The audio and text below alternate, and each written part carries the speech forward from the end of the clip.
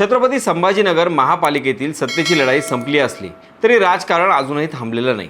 उलट आता खरी कसोटी सुरू झाली आहे, कारण विषय आहे स्वीकृत सदस्यांच्या निवडीचा।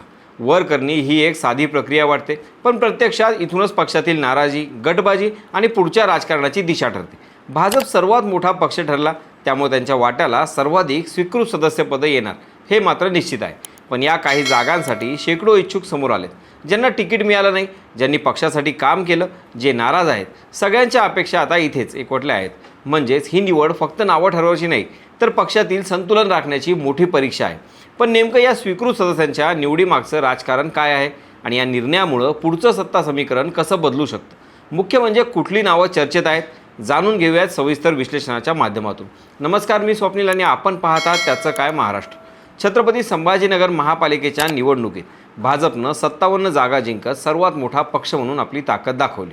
पण ही केवळ विजयाची गोष्ट नव्हती, तर या विजयामागे मोठे अंतर्गत राजकारण, नाराजी, बंडखोरी आणि तडजोडींचा इतिहास आहे। निवडणुकीपूर्वी उमेदवारी वाटप करताना भाजपमध्ये मोठं रणकंदन झालं होतं। अनेक इच्छुकांना तिकीट नाकारण्यात आलं, काहींनी उघडपणे नाराजी व्यक्त केली, तर काहींनी स्थानिक नेतृत्वावर थेट टीका केली। पक्षासाठी वर्षानुवर्ष काम केलेल्या कार्यकर्त्यांनाही बाजूला ठेवलं गेलं असा आरोप झाला। याच वेळी पक्ष नेतृत्वाने एक राजकीय तोडगा काढला। नाराजांना शांत करण्यासाठी स्वीकृत सदस्य या पदाचं आश्वासन देण्यात आलं, म्हणजे आता नाही तर नंतर संधी मिळेल असा संदेश देण्यात आला। आता तीच वेळ आली आहे, पण इथेच खरी अडचण सुरू झाली।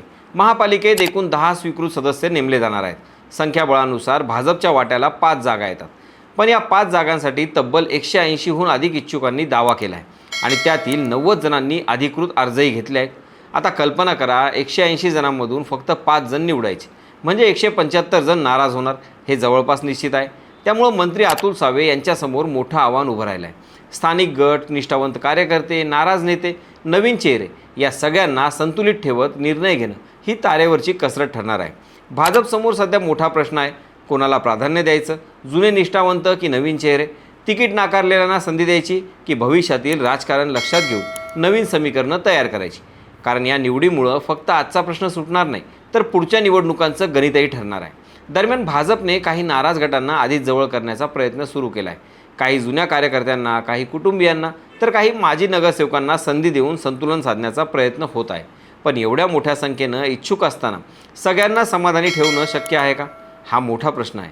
भाजपमध्ये स्वीकृत सदस्य निवडीच्या पार्श्वभूमीवर एक महत्त्वाचा ट्रेंड दिसून येतो, तो म्हणजे नाराज आणि निष्ठावंत यांच्यात संतुलन साधण्याचा प्रयत्न। तर दुसरीकडे MIMने याच मुद्द्यावर वेगळी रणनीती आखली। 33 नगरसेवकांसह विरोधी पक्ष असलेल्या MIMच्या वाट्याला 3 स्वीकृत सदस्यपदं आली आहेत, पण त्यांनी भाजपसारखी गोंधळाची परिस्थिती निर्माण होऊच दिली नाही। MIMचे अध्यक्ष ओवैसी यांनी थेट मोहम्मद असरार, शेख अहमद आणि कुणाल खरात या 3 नावांची घोषणा केली। ही घोषणा थेट ओवैसी यांनी केल्यामुळं पक्षात एक स्पष्ट संदेश गेला की अंतिम निर्णय केंद्राकडून घेतला जातो आणि त्यावर प्रश्न उपस्थित करण्याची जागा नाही। यामागे एक राजकीय समीकरण आहे। MIMचे स्थानिक नेते इम्तियाज जलील यांच्यावर याआधीच पक्षांतर्गत नाराजी होती। अनेकांची उमेदवारी कापल्यामुळे त्यांच्यावर टीका झाली होती। त्यामुळे यावेळी निर्णय प्रक्रिया थेट स्थानिक पातळीवर न ठेवता थेट केंद्रीय नेतृत्वाकडे देण्यात आली। यातून एक गोष्ट स्पष्ट होते की जिथे भाजप अंतर्गत संतुलन साधण्यात अडकला आहे, तिथे MIMनं निर्णय केंद्रीकृत करून ठेवून संभाव्य बंडखोरी टाळण्याचा प्रयत्न केला। आता या सगळ्या घडामोडींचा मोठा राजकीय अर्थ काय? पहिलं की स्वीकृत सदस्य ही केवळ औपचारिक पदं नाहीत, हे सदस्य महापालिकेच्या निर्णय प्रक्रियेत महत्त्वाची भूमिका बजावतात। त्यामुळे त्यांची निवड ही सत्तेच्या स्थैर्याशी थेट जोडलेली असते। दुसरं, भाजपमध्ये जर पुन्हा नाराजी वाढली तर त्याचा परिणाम भविष्यातील निवडणुकांवर होऊ शकतो। स्थानिक पातळीवर असंतोष मोठ्या राजकारणात रूपांतरित होतो, हे वारंवार पाहायला मिळालं आहे। तिसरं म्हणजे MIM स्वतःला अधिक संघटित आणि निर्णायक दाखवण्याचा प्रयत्न करत आहे, त्यामुळे पुढील काळात हे अधिक आक्रमक भूमिका घेऊ शकतात। आणि चौथं, या संपूर्ण प्रक्रियेत स्थानिक नेत्यांची ताकद, गटबाजी आणि पक्षातील अंतर्गत राजकारण उघडपणे समोर येत आहे। म्हणजे स्वीकृत सदस्यांची ही निवड वर करणी छोटी वाटत असली तरी तिच्या मागं मोठं राजकीय गणित दडलं आहे। एकंदरीतच आता या सगळ्यांच्या नजरा लागल्या आहेत त्या भाजपच्या अंतिम निर्णयाकडे। कोणाला संधी मिळणार, कोण नाराज होणार आणि या निर्णयानंतर पक्षात पुन्हा एकदा बंडखोरी उपाडणार का, की भाजप हे सगळं संतुलन यशस्वीपणे सांभाळणार? आपल्याला काय वाटतं? स्वीकृत सदस्यांमध्ये कुणाचे नावं असतील आणि हा निर्णय भाजपसाठी फायदेशीर ठरेल की उलट अडचणी वाढवेल? कमेंटमधून जरूर सांगा। बाकी राजकारणाच्या आखाड्यात आपली नजर कायम असणारच आहे, तेव्हा कुठेही जाऊ नका, पाहत राहा, सबस्क्राईब करा। त्याचं काय महाराष्ट्र।